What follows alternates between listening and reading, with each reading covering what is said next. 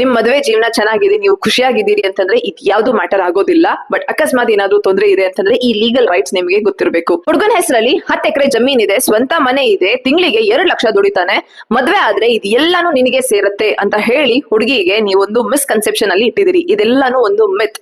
ನಿಮಗೆ ಗಂಡನ ಮನೆಯಲ್ಲಿ ಇರೋದಿಕ್ ಅಧಿಕಾರ ಇದೆ, ರೈಟ್ ಟು ರೆಸಿಡೆನ್ಸ್ ಇದೆ ಅನ್ನೋದ್ ಬಿಟ್ರೆ ಗಂಡನ ಯಾವುದೇ ಆಸ್ತಿ ಮೇಲೆ ನಿಮ್ಗೆ ಅಧಿಕಾರ ಇರೋದಿಲ್ಲ. ಗಂಡ ತೀರ್ಕೊಂಡ ನಂತರ ಗಂಡನ ಆಸ್ತಿಗೆ ನೀವು ಕ್ಲಾಸ್ 1 ಹೇರ್ ಹಾಕ್ತೀರಿ, ಹಾಗಾಗಿ ನಿಮ್ಗೆ ಆ ಆಸ್ತಿ ಮೇಲೆ ಅಧಿಕಾರ ಬರುತ್ತೆ. ಅದ್ರಲ್ಲೂ ಅವ್ರೇನಾದ್ರೂ ವಿಲ್ ಏನು ಬರೆದಿಟ್ಟಿಲ್ಲ ಅನ್ನೋದಾದ್ರೆ ನಿಮ್ಗೆ ಆಸ್ತಿ ಸಿಗತ್ತೆ. ಅದು ಬಿಟ್ರೆ ಇನ್ ಯಾವುದೇ ರೀತಿ ಗಂಡನ ಆಸ್ತಿಯಲ್ಲಿ ನಿಮಗೆ ಅಧಿಕಾರ ಇರೋದಿಲ್ಲ. ಅದಲ್ಲದೆ ನೀವೇನಾದ್ರೂ ಜಾಯಿಂಟ್ ಪ್ರಾಪರ್ಟಿ ಪರ್ಚೇಸ್ ಮಾಡಿದ್ರೆ ಆಸ್ತಿ ಯಾರ ಹೆಸರಲ್ಲಿದೆ ಅವರಿಗೇನೆ ಅದು ಸೇರಿರುತ್ತೆ. ಪ್ಲಸ್ ಅಕಸ್ಮಾತ್ ಗಂಡ ಏನಾದ್ರೂ ನಿಮ್ಮ ಹೆಸರಲ್ಲಿ ಆಸ್ತಿ ಮಾಡಿಟ್ಟಿದ್ರು ಸಹ ಬಟ್ ಪ್ರಾಪರ್ಟಿಯ ಕಂಪ್ಲೀಟ್ ಟ್ರಾನ್ಸಾಕ್ಷನ್ ನಡೆದಿರೋದು ಗಂಡನ ಅಕೌಂಟ್ ಇಂದ ಅಂತಂದಾಗ ಆಗ್ಲೂ ಅವರು ಕೋರ್ಟ್ಗೆ ಹೋಗಬಹುದು.